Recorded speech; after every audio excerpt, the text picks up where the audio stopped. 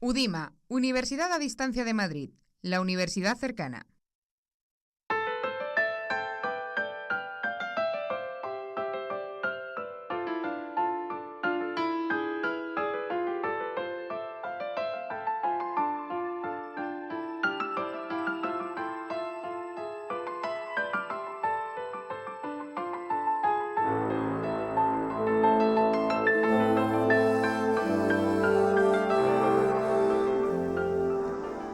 La educación española actual es el resultado de todo un siglo de alternancias en los sistemas políticos, las jefaturas de Estado y las legislaciones. Las primeras décadas del siglo XX no fueron sino una continuación de los rasgos educativos decimonónicos: ejercicio memorístico, autoridad incontestable del maestro y protagonismo del clero en las tareas docentes. Pero el primer intento por revertir ese marchamo educativo de corte decimonónico cabe imputárselo a la República de abril de 1931. Una nueva jefatura que no solo cambió el rumbo político de la nación, sino que inoculó en la ciudadanía un mayor aperturismo a través de la reflexión y la secularización de la enseñanza. Tanto es así que fue disuelta la Compañía de Jesús y las órdenes religiosas fueron apartadas de la labor docente. Pero los vientos de cambio de la Segunda República se diluyeron en 1936, cuando la sublevación fascista del 18 de julio cercenó cualquier atisbo de renovación pedagógica. Maestros asesinados, profesores represaliados, destierro, exilio, depuraciones. La guerra trajo el caos, violencia, muertes, venganza, y la victoria de los sublevados en 1939 supuso la reimplantación del dogmatismo religioso y el clericalismo. Tras el paréntesis republicano, la Iglesia recuperó su posición dominante en el sistema educativo con el retorno de los jesuitas, y la libertad de pensamiento vislumbrada en 1931 quedó en un vago recuerdo. La primera institución que veló por el sistema educativo del nuevo régimen fue la Junta Técnica del Estado, con José María Pemán a la cabeza, y en enero de 1938, en plena guerra civil, el legítimo Ministerio de Instrucción Pública fue reemplazado por el Ministerio de Educación Nacional, que contó con Pedro Sáinz Rodríguez como primer ministro de Educación de la era franquista. La nueva educación se definió por varias características: fin del laicismo y la coeducación, educación separada por sexos, supresión de lenguas distintas al castellano y, por supuesto, identificación del nuevo Estado con la religión católica. Rasgos que implicaron además un estrecho control de los contenidos educativos por parte del régimen: censura, represión de los maestros republicanos, represalias. En definitiva, tabla rasa antes de levantar los cimientos de una educación católica y al servicio del régimen. Una de las consecuencias de la guerra y la depuración de maestros y profesores republicanos, instituida por decreto el 8 de noviembre del 36 y cuya actividad no cesó hasta 1944, fue que las vacantes dejadas por los profesores depurados fueron cubiertas por excombatientes y mutilados de guerra del bando franquista, cuyas garantías de calidad docente no iban más allá de su implicación ideológica con el régimen. De hecho, la gran mayoría de historiadores coincide en que la depuración de maestros y profesores tuvo un impacto brutal en el retroceso del nivel de los docentes en los primeros años de posguerra.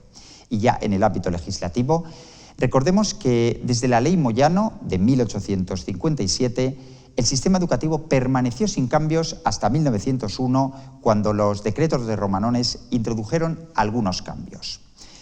Durante los 6 años de República, entre el 31 y el 36, Marcelino Domingo y Fernando de los Ríos implementaron medidas orientadas a elevar el nivel de la enseñanza. Se construyeron escuelas, se crearon 7.000 plazas de maestro, se reformaron las escuelas normales y se establecieron los cursillos de selección profesional en sustitución de las oposiciones estiladas hasta entonces. Aunque quizás una de las medidas más innovadoras fue la creación del Patronato de Misiones Pedagógicas, que presidió Manuel Bartolomé Cosío. Y ya en tiempos del régimen franquista fueron varias las medidas legislativas aprobadas. La reforma de la segunda enseñanza, firmada el 20 de septiembre de 1938 y cuyo preámbulo explicitaba las intenciones de la ley: una formación clásica y humanística acompañada por un contenido eminentemente católico y patriótico.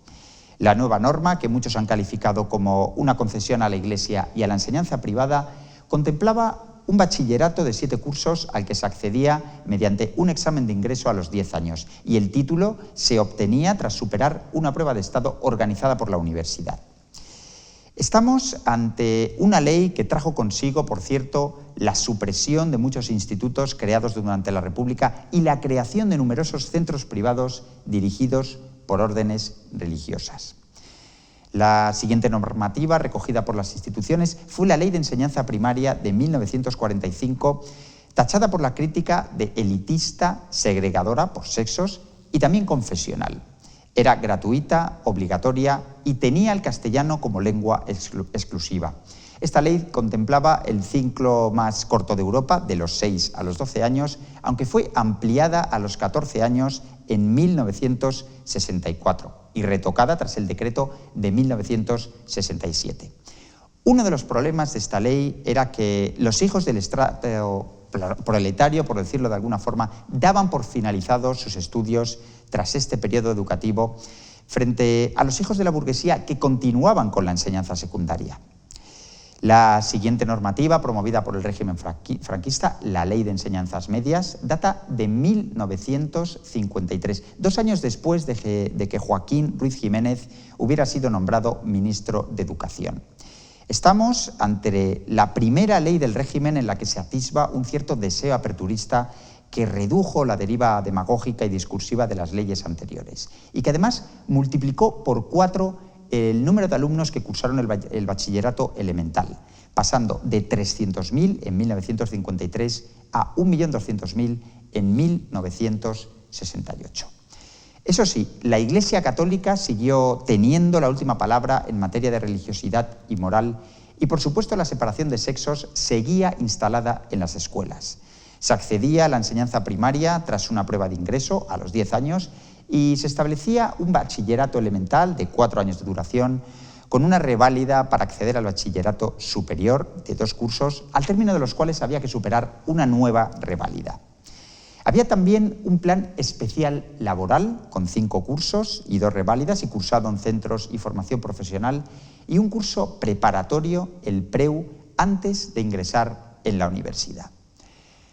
Nadie discute que durante el franquismo la escuela desempeñó un rol adoctrinador que reproducía los valores de un régimen eminentemente católico, patriótico y conservador. Valores que implicaban una autarquía inflexible en todos los ámbitos de la vida, el económico, el cultural, el ideológico y también el intelectual. El régimen fomentaba una sociedad en la que el hombre aspiraba a ser un caballero católico y disciplinado y la mujer una perfecta ama de casa, hogareña y recatada. El rezo formaba además parte de la rutina escolar con frecuentes efemérides religiosas y la entrada en clase era toda una puesta en escena de estética castrense, aunque también es cierto que esa rigidez de los primeros coletazos de la era franquista, de los años 40, fue remitiendo a medida que avanzaba el tiempo hasta 1975. En cuanto al estatus de los maestros, no debe obviarse que sus sueldos eran muy modestos, en sintonía con las penurias que la sociedad española hubo de soportar durante los años que siguieron a la posguerra. Y los libros de lectura tenían un trasfondo religioso y patriótico con el que tanto niños como niñas recibían cucharadas de doctrina a base de textos que se recreaban en las glorias imperiales. El autoritarismo del maestro era incontestable, ya lo decíamos antes, y se promovía la imagen de un alumno conformista y sumiso. El rechazo de la democracia, el odio al comunismo y el desprecio a lo desconocido eran rasgos prototípicos del régimen nacional catolicista. Y mención especial merece la educación de la mujer, considerada depositaria de la esfera privada, las tareas domésticas, que debía asumir la dependencia hacia el varón como un rasgo propio de la mujer española. Ella era la que debía garantizar la tarea reproductiva, que incluía también la celosa pervivencia de la moral y las costumbres.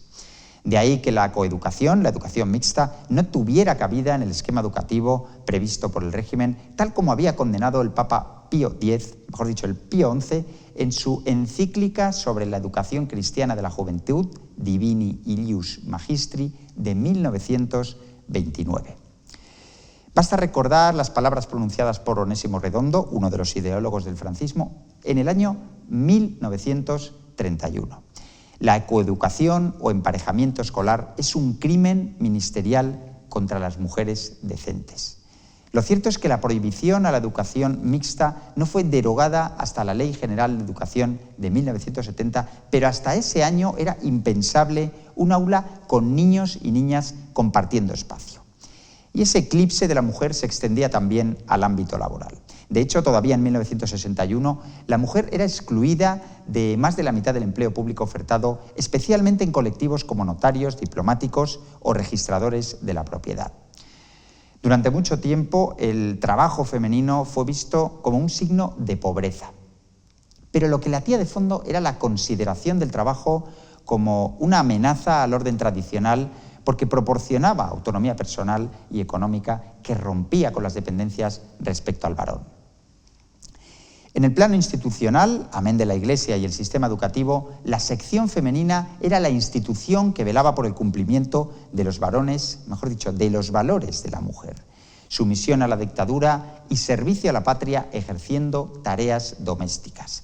Pero hay que reconocer que esta visión anuladora de la mujer de los años 40, 50, incluso 60, fue evolucionando hacia un cierto aperturismo. Y como muestra el Congreso Internacional de la Mujer, celebrado en 1970, en el que se acabó asumiendo que la mujer habría de asumir la responsabilidad de integrarse activamente en el seno de la sociedad. Además, la proscripción de la mujer que destilaba el discurso del régimen incurría en algunas contradicciones.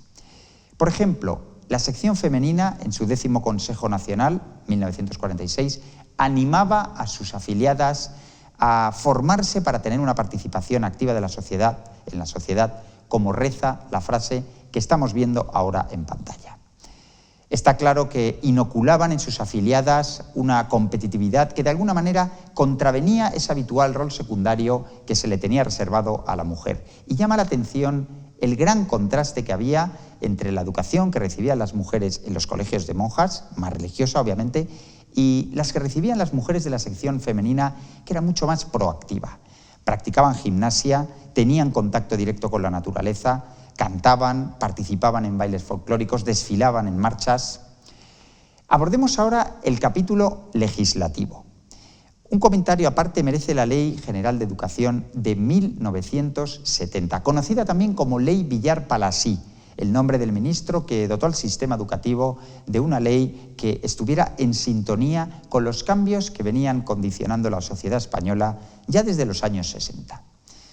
La nueva ley, distanciada ya del integrismo católico de los primeros tiempos del régimen, estableció la enseñanza gratuita y obligatoria hasta los 14 años y contempló la posibilidad de que los alumnos cursaran BUP y formación profesional tras una trayectoria común de 8 años.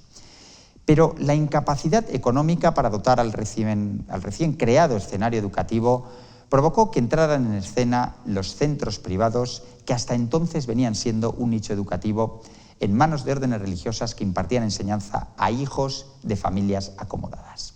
Un dato: el Producto Interior Bruto dedicado a inversión educativa en la España de 1970 era de 1,7% frente al 5,1% de media en el resto de países que conformarían hoy la Unión Europea. La ley de 1970 preveía los siguientes niveles: educación maternal de 2 a 4 años y de carácter voluntario, educación preescolar de 4 a 6 años y también de carácter voluntario, EGB, educación general básica, impartida entre los 6 y los 14 años y de carácter tanto gratuito como obligatoria, BUP o bachillerato unificado y polivalente de los 15 a los 18 años y finalmente el COU o curso previo al ingreso en la universidad. La alternativa a los alumnos que encaminaban su futuro hacia el mundo laboral sin obtener el graduado escolar era la FP o formación profesional. Existía también la educación especial y la educación superior, la universidad, a la que se accedía tras cursar el COU o el nivel superior de FP, la FP2. Indudablemente, la ley de 1970 fue un punto de inflexión que trajo aire fresco al entorno educativo. Más igualdad de oportunidades, más sesgo tecnocrático, nuevo sistema de becas, una renovada concepción de la enseñanza, más creatividad, más dinamismo, profesores mejor dotados académicamente, nuevos recursos didácticos, entre ellos la tecnología audiovisual. La nueva ley introdujo además la evaluación continua, toda una novedad, implantó la orientación escolar y sobre todo logró la escolarización plena en los niveles obligatorios y también que la carrera de magisterio se ganara el respeto y la consideración de categoría universitaria. La ley de 1970 tardó mucho en llegar, pero llegó. Está claro que en la recta final del franquismo, el periodo entre 1970 y 1975, comenzaban a abrirse las esclusas democratizadoras y progresistas de una sociedad que quería pasar página y abrirse a Europa. Y esta inercia aperturista encontró continuidad a mediados de los años 70, cuando un nutrido grupo de profesores y licenciados encabezó una iniciativa bautizada como Alternativa de Escuela Pública, de cuyo seno nacieron reflexiones y debates encaminados a reconducir la educación española con la pluralidad como propuesta. Querían acabar con las discriminaciones de los profesores en lo que se refiere a salarios, jornada y formación, y aspiraban a la escuela pública en un momento en el que los centros privados representaban nada menos que el 40% del panorama educativo español. Las discusiones de sus miembros, clandestinas en los primeros pasos del movimiento, allá por 1968 y 69, apuntaban a la necesidad de una revolución cultural concretada en los siguientes puntos: coeducación, pluralismo ideológico, escolarización obligatoria hasta los 16 años e igualdad de condiciones laborales para los docentes. En definitiva, un proyecto de signo progresista que fructificó en el llamado Documento Verde de enero de 1975 bajo el título de Una alternativa por la educación, bases de discusión. Un documento de trabajo que tuvo que lidiar con la represión policial. De hecho, el Colegio de Madrid, donde se efectuaban las reuniones, fue asaltado sin orden judicial y algunos de sus miembros fueron detenidos. Y los sectores más ultramontanos calificaron el documento verde de marxista y revolucionario. Incluso se presentó un documento alternativo promovido por los obispos en el año 1976, en septiembre concretamente, que salía en defensa de las escuelas privadas, de su subvención incluida, y que de alguna manera representaba el pulso de la Iglesia por mantener intactos sus privilegios y protagonismo en el ámbito educativo. Fueron varias las alternativas presentadas a mediados de los 70, en Valencia, en Sevilla, en Madrid, en Galicia, en Cataluña, en Canarias. Alternativas en las que la discusión ponía el foco en el verdadero papel de la escuela en la sociedad democrática y en las que se trataban asuntos como la metodología, el trabajo en grupo, el aprendizaje activo, la enseñanza cívica o la descentralización. Era evidente que las nuevas demandas educativas de la sociedad favorecieron una participación cada vez mayor por parte de instituciones, padres y alumnos. Ahora, eso sí, con la aspiración democrática y la libertad como telón de fondo, tras varias décadas de autoritarismo incontestable. Pero no olvidemos que todas esas alternativas educativas tuvieron un coste: sanciones, detenciones, despidos, reuniones clandestinas, tensión entre los docentes. Un coste necesario para facilitar la transición hacia un escenario educativo más aperturista que dejara atrás el sistema educativo del régimen franquista. Volvamos a la coordenada legislativa que habíamos dejado en la Ley General de Educación de 1970, una norma necesaria en su momento, pero que 20 años más tarde requirió de un nuevo marco jurídico educativo. Hablamos de la LOCSE, Ley de Ordenación General del Sistema Educativo, promulgada el 3 de octubre de 1990 y cuya normativa implicaba tres novedades: descentralización del currículum, diversidad y mayor autonomía de los centros en el proyecto educativo y curricular. Varios de los principios sobre los que gravita la ley de 1990 son la lucha contra la desigualdad, el fomento del espíritu crítico, la dignificación de la formación profesional, el refuerzo de la educación infantil, el impulso de las enseñanzas musicales y artísticas y una formación que capacite al alumno para asumir sus deberes y derechos de ciudadanos. La LOCSE establecía un sistema de educación obligatoria de 10 años, instaurando además el principio de comprensividad, que abarcaba la enseñanza primaria y la enseñanza secundaria obligatoria. La ley perseguía una educación común hasta los 16 años, sin segregación de los alumnos en itinerarios distintos. De esa forma se eliminaba la dualidad de formación que establecía la ley de 1970. En términos globales, la LOCSE ha sido blanco de las críticas por su carácter permisivo, digamos, y por no proveer a los profesores del modelo de ideal de docente. Sus detractores argumentaban que perjudicaba a los alumnos más capacitados y que suprimía la cultura del esfuerzo, sobre todo en la enseñanza secundaria. Y también el contenido de la LOCSE ha sido matizado con decretos como el del 29 de diciembre del 2000, que redujo las enseñanzas de educación plástica y musical y cuyas novedades se inscriben en el plano político más que en el académico. Porque el citado decreto pretendía uniformar las enseñanzas de geografía e historia para aplacar la dispersión autonómica, especialmente en contenidos históricos. Pero a la LOCSE le han seguido otras leyes, como la LOCE del 2002, una ley auspiciada por 5 características: la promoción de la cultura del esfuerzo, el espíritu resultadista del sistema educativo, el sistema de oportunidades de calidad para todos, la mejora de la reputación social del profesorado y la autonomía de los centros para garantizar el rendimiento escolar. La LOCE preveía también que la educación hasta los 6 años comprendía 2 niveles: preescolar hasta los 3 años e infantil de 3 a 6 años y de carácter tanto gratuito como voluntario.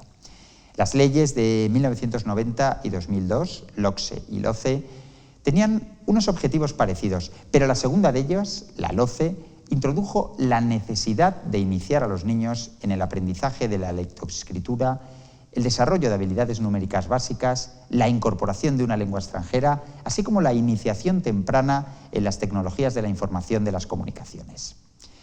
Además, la LOCE incluía una nueva área, titulada Sociedad, Cultura y Religión, que contemplaba la opción confesional y también la no confesional. Y la evaluación continua dejó de ser una opción para ser una obligación. En definitiva, una norma basada en el esfuerzo, el espíritu emprendedor y la iniciativa personal. Una norma que dejaba atrás el sesgo constructivista de la LOCSE de 1990. La más reciente de las leyes educativas es la LOMCE, que data del 2013 y que ha sido bautizada con el nombre del ministro de Educación de entonces, Ley Wert. En el propio preámbulo a la ley se reconoce que los principales objetivos que persigue la reforma son reducir la tasa de abandono temprano de la educación, mejorar los resultados educativos de acuerdo con criterios internacionales, mejorar la empleabilidad y estimular el espíritu emprendedor de los estudiantes. Los principios sobre los cuales pivota la reforma son fundamentalmente el aumento de la autonomía de los centros, el refuerzo de la capacidad de gestión de la dirección de esos centros, las evaluaciones externas de fin de etapa, la racionalización de la oferta educativa y la flexibilización de las trayectorias. Y es necesario destacar 3 ámbitos sobre los que la LOMCE hace especial incidencia con vistas a la transformación del sistema educativo: las tecnologías de la información y la comunicación, el fomento del plurilingüismo y la modernización de la formación profesional española. Lo cierto es que la ley Wert suscitó no poca polémica, trayendo consigo huelgas, concentraciones y manifestaciones de todo tipo. El amplio recorte en educación y la temprana segregación del alumnado desde temprana edad fueron 2 de las críticas más invocadas.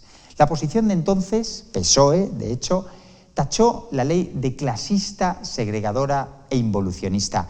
Y a nivel de comunidades autónomas fue unánime el repudio de la ley Wert al considerar que tenía un evidente marchamo centralizador y que relegaba sus lenguas, catalán, euskera, gallego, etc., a simples materias optativas. Son varias las leyes que desde 1990 han tratado de dotar al sistema educativo de un marco legal que mejore tanto el nivel de docente como la predisposición del discente. Pero lo que nadie discute es que ninguna reforma tiene el efecto deseado si no se garantiza la calidad del profesorado. Hablo de profesores motivados, cultivados, con sentido pedagógico, ideales democráticos y una vocación tendente a la diversidad y alejada de esa mentalidad burocrática que tanto ha lastrado nuestra educación en las últimas décadas.